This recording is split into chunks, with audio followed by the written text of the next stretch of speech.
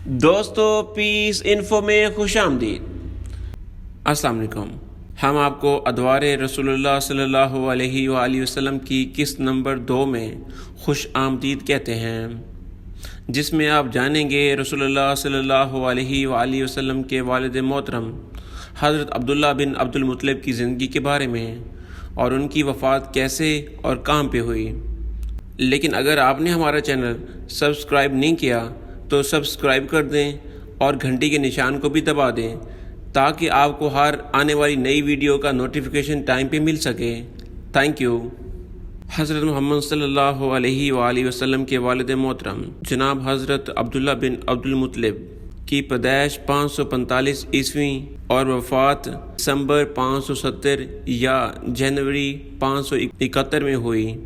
حضرت عبداللہ بن عبد المطلب جو کہ حضرت محمد صلی اللہ علیہ وآلہ وسلم کے والد محترم تھے، آپ کا اسم گرامی عبداللہ یعنی اللہ کا بندہ اور کنیت ابو محمد اور ابو احمد ہے۔ آپ کے والد گرامی کا اسم عبد المطلب، کنیت ابو حارث اور والد ماجدہ کا اسم گرامی فاطمہ بنت عمرو ہے۔ آپ کو قریش مکہ کے سرکردہ رہنما اور بنو ہاشم کے سردار حضرت عبد المطلب کی فرزندی کا شرف حاصل ہے۔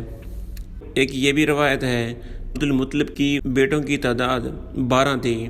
یہ تمام اولاد حضرت عبد المطلب کی 6 بیویوں سے تھی۔ سیرت ابن شام میں حضرت عبد المطلب کی بیٹوں کا ذکر کیا گیا ہے۔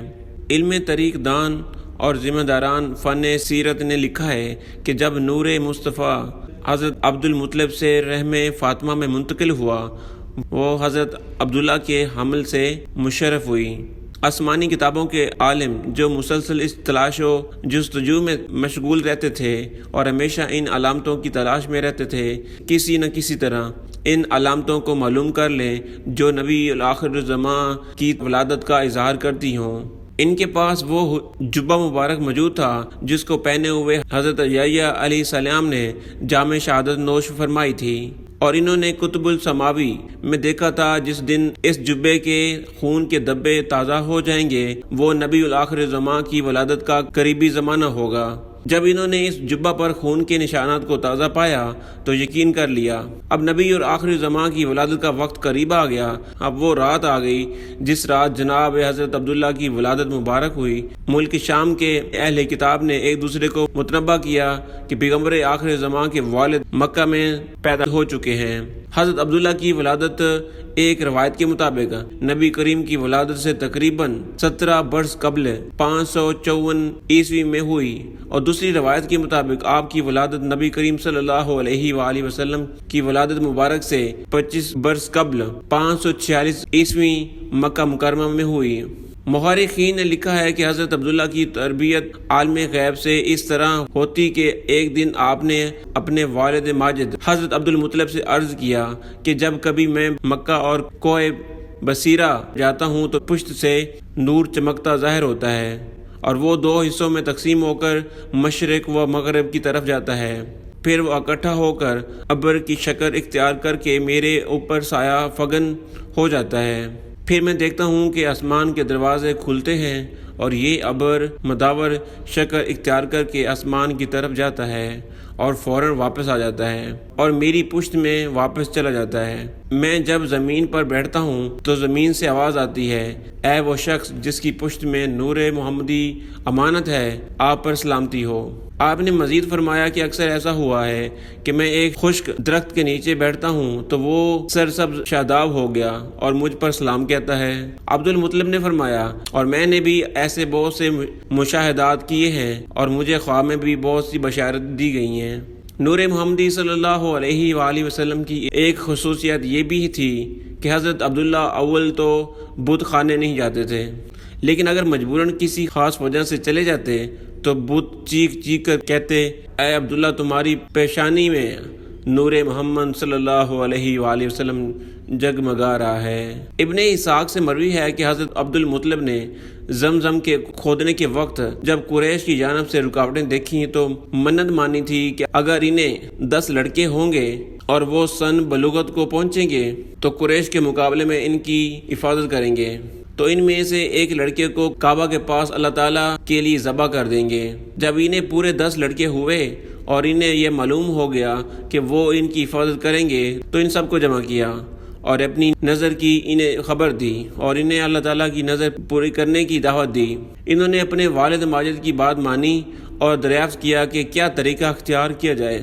حضرت عبد المطلب نے کہا کہ تم میں سے ہر شخص ایک ایک تیر لے اور اس پر اپنے نام لکھ کر میرے پاس لائے۔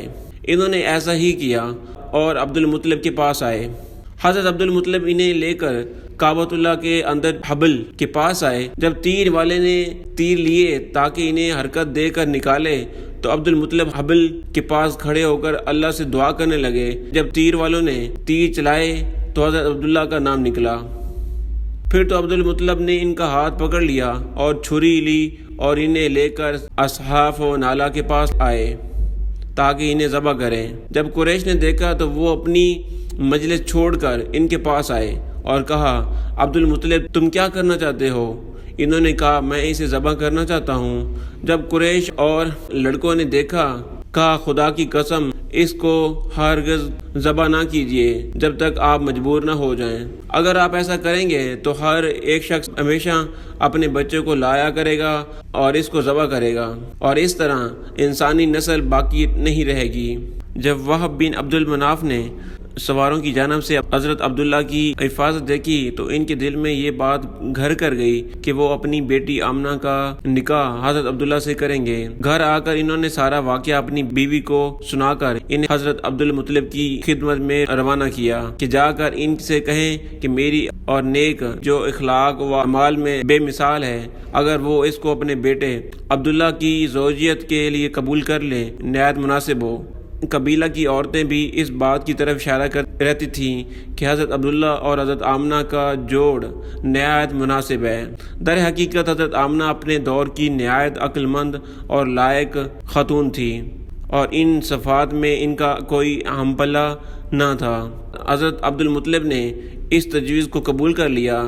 یہ بات اس یمنی خبر کے عین مطابق تھی جو اس نے حضرت عبد المطلب سے سفر یمن کی موقع پر کہی تھی۔ واقعہ اس طرح ہوا کہ ایک مرتبہ حضرت عبد المطلب یمن کے سفر پر گئے اور وہاں یہودیوں کے ایک بڑے عالم نے اس سے ملاقات کے دوران دریافت کیا تھا کہ آپ کس قبیلے سے ہیں؟ آپ نے جواب دیا، بنو ہاشم سے ہوں اور ان کا بیٹا ہوں۔ اس نے عبد المطلب سے اجازت مانگی کہ آپ اگر اجازت عطا فرمائیں تو میں آپ کے جسم کے کچھ حصوں کو دیکھوں۔ آپ نے جواب دیا کہ ایک شرط کے ساتھ، جسم کے دیکھنے میں کوئی اخلاقی گراوٹ نہ ہو تو دیکھ سکتے ہیں۔ تو اس نے آپ کی ناک کے ایک نتنے کو اپنے ہاتھ سے کھینچا اور اس طرح دوسرے جانب عمل کیا۔ ایک اور روایت کے مطابق اس نے آپ کے ہاتھ کی ہتھیلیوں کو دیکھ کر کہا کہ ایک ملک و سلطنت اور دوسرے سے نبوت کا اظہار ہو رہا ہے۔ پھر اس نے سوال کیا کہ تمہارے بیٹے عبداللہ کی شادی ہو گئی ہے؟ عبد المطلب نے جواب دیا، نہیں۔ تب یہودی عالم نے کہا کہ اب تم واپسی جا کر ان کی شادی بنی زہرہ میں کر دینا۔ جب حضرت عبد المطلب مکہ آئے تو یہ بات مشہور ہو چکی تھی کہ وہب بن عبد المناف عبداللہ سے اپنی بیٹی کی شادی کرنا چاہتے ہیں، اور یہ اس سلسلے میں کہ یہودیوں والا قصہ اس کا سبب بنا تھا۔ تو حضرت عبد المطلب نے عبداللہ کے لیے حضرت آمنہ کا نکاح ایک مجلس میں کیا گیا۔ ابن اسحاق نے کہا کہ میرے والد اسحاق بن یسار نے بیان کیا ہے کہ حضرت عبداللہ اپنی ایک بیوی کے پاس جو آمنہ بنت وہب کے علاوہ تھی کیچڑ کا کچھ کام کر کے گئے اور آپ کو کچھ کیچڑ بھی لگی ہوئی تھی۔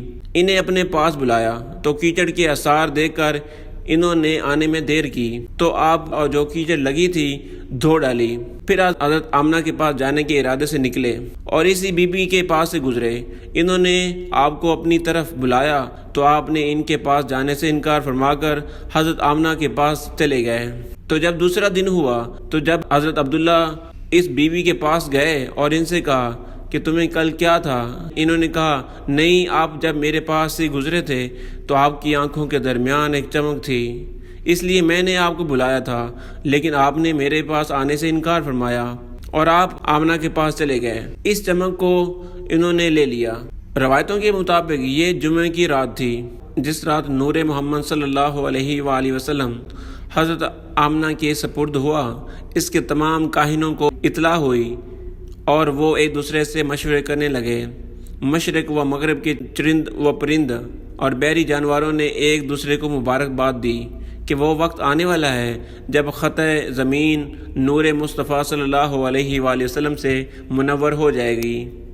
یہ بھی کہا کہ تمام دنیا کے بت دوسری صبح سرنگو پائے گئے۔ حضرت عبداللہ قریش کے ایک قافلے کے ساتھ تجارت ملک شام گئے۔ دوران سفر بیمار ہو گئے۔ واپسی یہ قافلہ مدینہ منورہ کے پاس سے گزرا تو حضرت عبداللہ بیمار ہونے کی وجہ سے مدینہ ہی میں اپنے والد عبد المطلب کے ننہال بنو عدی بنو نجار کے ہاں ٹھہر گئے۔ قافلہ مکہ پہنچا تو حضرت عبد المطلب نے اپنے بیٹے کے بارے میں دریافت فرمایا۔ قافلے والوں نے بتایا وہ بیمار تھے، اس لیے واپسی پر مدینہ ٹھہر گئے ہیں۔ حضرت عبد المطلب نے اپنے سب بڑے بیٹے حارث کو عبداللہ کی خبر لینے کے لیے بھیجا، لیکن حارث بن عبد المطلب کی پہنچنے سے پہلے حضرت عبداللہ فوت ہو چکے تھے اور انہیں دارالنگبہ میں دفن کر دیا گیا تھا۔ حارث نے واپس آ کر یہ افسوسناک خبر سنائی تو حضرت عبد المطلب اور ان کے بھائی، بیٹے، بھتیجے، غرض کے سارا خاندان انتہائی غم و زدہ میں ہو گیا۔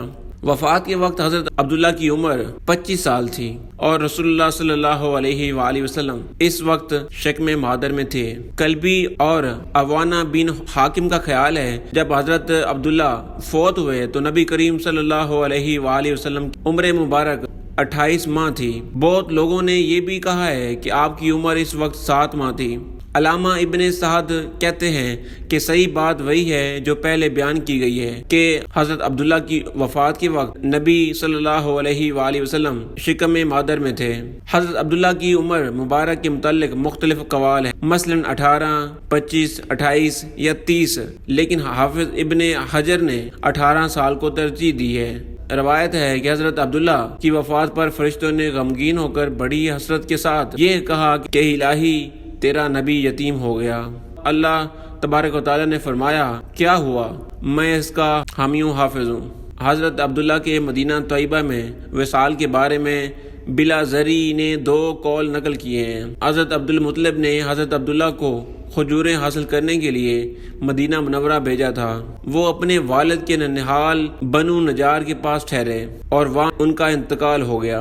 غزہ سے تجارت کا مال واپس لے کر آ رہے تھے تو مدینہ میں بیماری کی حالت میں داخل ہوئے، بنو نجار کے پاس ٹھہرے اور وفات پا گئے۔ انتقال کے وقت آپ کی عمر 25 یا 28 سال تھی۔ حضرت عبد المطلب نے آپ کے بھائی حضرت زبیر بن عبد المطلب کو مدینہ بھیجا اور وہ ان کی جنازے میں شامل ہوئے اور انہیں دارالنبغہ میں دفن کیا۔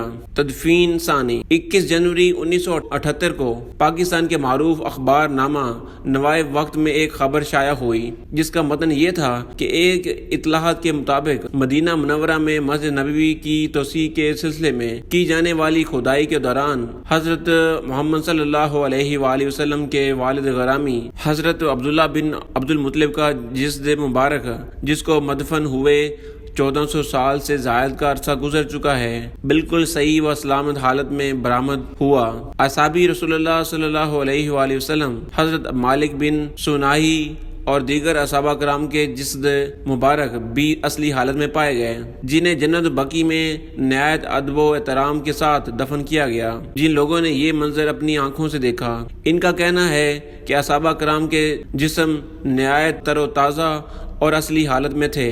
اس خبر اشاعت کے بعد اس کی تردید میں کوئی خبر نہیں گزری بلکہ اس کی تائید میں کچھ مضامین شائع ہوئے۔ حضرت آمنہ جو کہ نبی کریم صلی اللہ علیہ وآلہ وسلم کی والدہ تھیں، شوہر کا سانحہ ناقابل برداشت تھا کہ ابھی شادی خانہ آبادی کو آخر عرصہ ہی تو گزرا تھا، آپ کی قلب انوار پر اس صدمے کا کس قدر اثر ہوا اس کا اندازہ آپ کے ان اشعار سے ہوتا ہے کہ حضرت آمنہ فرماتی ہیں کہ ہاشم کا ایک فرزند مدینہ منورہ کی جانب جا کر چاند کی طرح چھپ گیا۔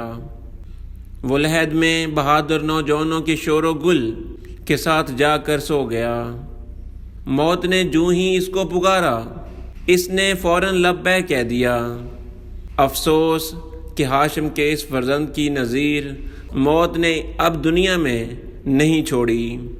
اس کے دوست شام کے وقت اس کی لاش کو اٹھائے جا رہے تھے اور وہ آزارہ محبت و عقیدت کا کاندھا بدلتے اور اس کے اوصاف بیان کرتے چلے جا رہے تھے۔ اگرچہ موت نے ان کو ہم سے دور کر دیا، مگر اس میں تو شک نہیں کہ وہ بہت زیادہ سخی اور غریبوں کے ہمدرد تھے۔ اگر آپ کو ہماری ویڈیو پسند آئی ہو اور ایسی انفارمیٹیو ویڈیو کے لیے ہمارے چینل کو لائک کیجئے، کامنٹس کیجئے اینڈ سبسکرائب کیجئے اور شیئر بھی کیجئے۔ Thank you for watching.